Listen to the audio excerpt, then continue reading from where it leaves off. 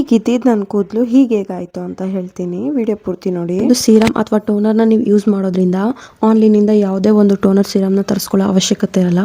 ಒಂದ್ಸಲ ಟ್ರೈ ಮಾಡಿ ನೋಡಿ, ಹೇರ್ ಗ್ರೋತ್ ಹಾಗೆ ಆಗುತ್ತೆ. ಸೊ ಈ ಟೋನರ್ ಮಾಡೋದಕ್ಕೆ ನಾನು ಯೂಸ್ ಮಾಡ್ತಾ ಇರೋದು ಮೇಯ್ನ್ಲಿ ರೋಸ್ಮೆರಿ ಲೀವ್ಸು ಮತ್ತು ಮೆಂತ್ಯ, 4-5 ಲವಂಗ ಮತ್ತು ಒಂದು ಚಕ್ಕೆ ಪೀಸು.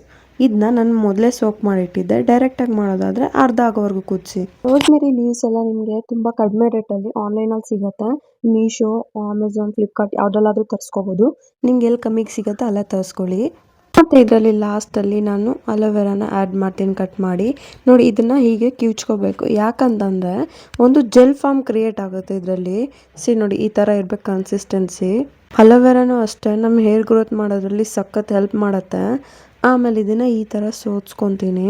ಈ ಒಂದು ಟೋನರಲ್ಲಿ ಇನ್ಸ್ಟೆಂಟ್ ರಿಸಲ್ಟ್ ಕೊಡೋದಾದರೆ ಹೇರ್ ಫಾಲ್ ಸ್ಟಾಪ್ ಆಗಿರುತ್ತೆ 1-2-3 ವೀಕಲ್ಲಿ. ಇದನ್ನು ರೆಗ್ಯುಲರ್ ಯೂಸ್ ಮಾಡ್ತಿದ್ರೆ 1 to 2 ಮಂತಲ್ಲಿ ನಿಮಗೆ ಬೇಬಿ ಹೇರ್ಸ್ ಗ್ರೋತ್ ಆಗ್ತದೆ ಕಾಣಿಸುತ್ತೆ.